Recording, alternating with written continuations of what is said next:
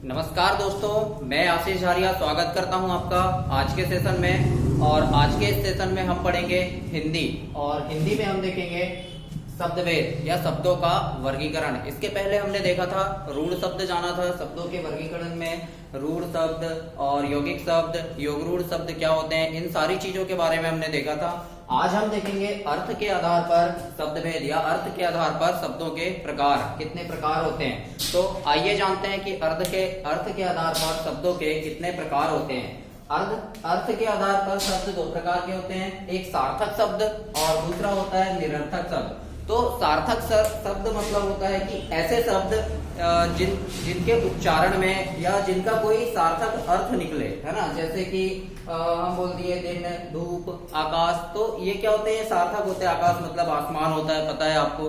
तो ये क्या हुए, ये एक प्रकार से सार्थक शब्द हुए। लेकिन दूसरा शब्द की बात करूं, निरर्थक शब्द। तो निरर्थक शब्द किसे कहते हैं, ऐसे शब्द जिनका कोई अर्थ ही ना हो, उन्हें हम क्या कहेंगे, उन्हें हम कहेंगे निरर्थक शब्द। जैसे कि आप बोलते हो घर पे बोलचाल की भाषा में खाना वाना, पानी सानी पिया कि नहीं, तो ये क्या होते हैं, इस प्रकार के शब्द जो होते हैं ये निरर्थक होते हैं। खाना वाना क्या अर्थ है, इसका कोई अर्थ नहीं है, तो ये क्या हुआ, ये निरर्थक शब्द हुआ। ठीक है। अब निरर्थक शब्द जब कोई अर्थ ही नहीं होता तो इसके कोई प्रकार भी नहीं होते।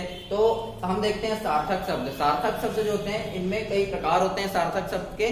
तो एक एक से जानेंगे कि सार्थक शब्द के क्या क्या प्रकार होते हैं। तो आइए देखते हैं। सबसे पहले क्या होता है, एकार्थक शब्द होता है, उसके बाद अनेकार्थक शब्द, पर्यायवाची शब्द, विलोम शब्द, श्रुति सम या समोनाचारित शब्द बोलते हैं इसको, और फिर वाक्यांशों के लिए एक शब्द, है ना। तो इन सारे चीजों के बारे में हम जानते हैं, सारे शब्दों को देखते हैं कि एकार्थक शब्द क्या होते हैं, अनेकार्थक शब्द क्या होते हैं।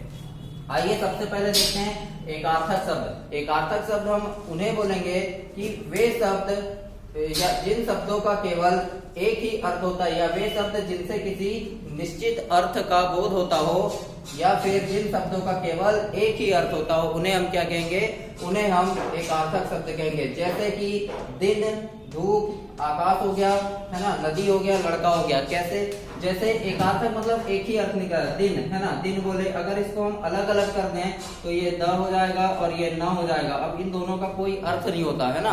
तो इसका क्या हुआ, ये मिलने से ही अर्थ बनता है दिन। अलग अलग कर दिए तो कोई अर्थ नहीं होता। ये क्या हुआ, एकार्थक शब्द हुआ। इसी प्रकार से दूसरा देखते हैं अनेकार्थक शब्द। अनेकार्थी शब्द या अनेकार्थक शब्द इसको कहते हैं। ये क्या होते हैं, तो आइए देखते हैं। जिन शब्दों के एक से अधिक अर्थ होते हैं उन्हें क्या कहते हैं, अनेकार्थक शब्द कहते हैं ना। या फिर जिनका विघटन करने पर कोई अर्थ निकलता हो, है ना, या दो या दो से अधिक शब्दों से मिलकर बने शब्द, है ना, जिनका विघटन करने पर कोई अर्थ निकलता हो। अब एक बात याद रखना, अनेकार्थी शब्द जो होते हैं, अनेकार्थी और पर्यायवाची में अंतर होता है। अनेकार्थी और पर्यायवाची दोनों अलग अलग होते हैं। ठीक है। अनेकार्थी मतलब एक ऐसा शब्द जिसके अर्थ अनेक हो, उन्हें क्या कहेंगे, अनेकार्थी। लेकिन पर्यायवाची के भी अनेक होते हैं, लेकिन वैसा नहीं है। देखो जैसे मैंने लिखा यहाँ पे अज लिखा, क्या लिखा, उदाहरण के लिए अज। तो अज हम किस किस को कहते हैं, अज मतलब क्या होता है, बकरा भी होता है ना। अज मतलब बकरा होता है। अज मतलब ब्रह्मा भी होता है ना।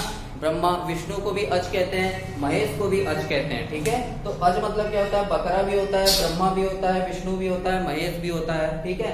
तो ये क्या हुए, ये अज हुए। ऐसे ही जैसे अंक बोलते हैं, अंक, तो अंक के जो अनेकार्थी शब्द होंगे ये क्या होंगे, अंक हम किसको बोलते हैं, भाग्य।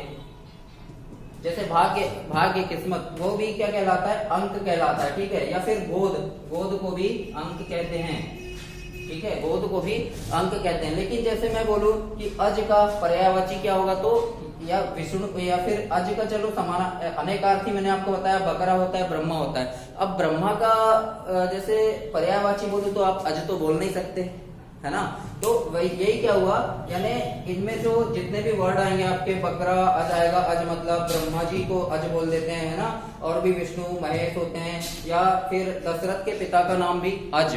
ठीक है। तो ये क्या होगा, ये होगा अनेकार्थी शब्द होगा, यानी ऐसे शब्द जिसके अनेक सारे अर्थ हों, वो क्या कहलाएंगे, अनेकार्थी। अब आइए देखते हैं पर्यायवाची किसे कहते हैं। तो पर्यायवाची शब्द वे शब्द जो एक दूसरे के पर्याय का बोध कराते हैं, एक दूसरे के पर्याय का बोध कराते हैं, उन्हें क्या कहते हैं? उन्हें पर्यायवाची शब्द कहते हैं। जैसे अलंकार, अलंकार का पर्यायवाची क्या क्या होगा? अलंकार को जैसे आभूषण बोल देते हैं, गहना बोल देते हैं, जेवर बोल देते हैं, ठीक है। तो ये क्या होंगे? ये आभूषण हो गया, गहना हो गया, जेवर हो गया, ये क्या अलंकार के पर्यायवाची हैं, ठीक है ना।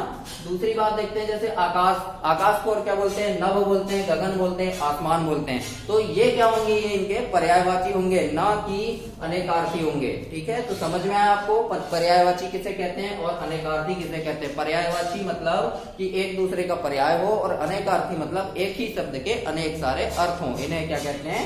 अनेकार्थी कहते हैं। इसके बाद देखते हैं विलोम शब्द क्या होते हैं। तो विलोम शब्द मतलब वे शब्द जो विपरीत अर्थ का बोध कराते हैं या उसका उल्टा, है ना, विपरीत अर्थ का बोध कराते हैं, वो क्या कहलाते हैं? विलोम शब्द। जैसे जय, जय मतलब होता है जीत, पराजय मतलब हार, जय का विलोम हो जाएगा पराजय, दिन का विलोम हो जाएगा रात, अवनी का हो जाएगा अंबर, अवनी मतलब धरती पृथ्वी, और अंबर मतलब होता है आकाश, ठीक है। तो ये क्या हुआ? ये विलोम शब्द हुआ, या इन्हीं को हम विपरीतार्थक शब्द भी कहते हैं। उसके बाद हम देखते हैं श्रुति सम या समोच्चारित शब्द, है ना। श्रुति सम या समोच्चारित शब्द किसे कहते हैं? मतलब कि उच्चारण में समान हो, ऐसे शब्द जो उच्चारण में समान हो लेकिन उनके अर्थ अलग अलग हों, है ना। ऐसे शब्द जो उच्चारण में तो समान हो लेकिन उनके अर्थ क्या हो? अलग अलग हो, ऐसे शब्द क्या कहलाएंगे? समोच्चारित शब्द कहलाएंगे, या इन्हीं को श्रुति सम शब्द भी कहते हैं। जैसे उदाहरण के लिए देखते हैं, अंश लिखा हुआ है, क्या लिखा है? अंश लिखा है। अंश मतलब क्या होता है? हिस्सा, अंश मतलब हिस्सा या टुकड़ा, ठीक है।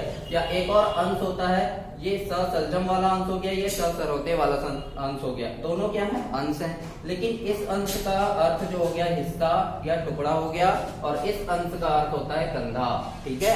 तो ये क्या हुए? समोच्चारित शब्द हुए। कैसे कि उच्चारण में तो समान है लेकिन इनके जो अर्थ होंगे वो कैसे हैं? अलग अलग हैं, ठीक है ना।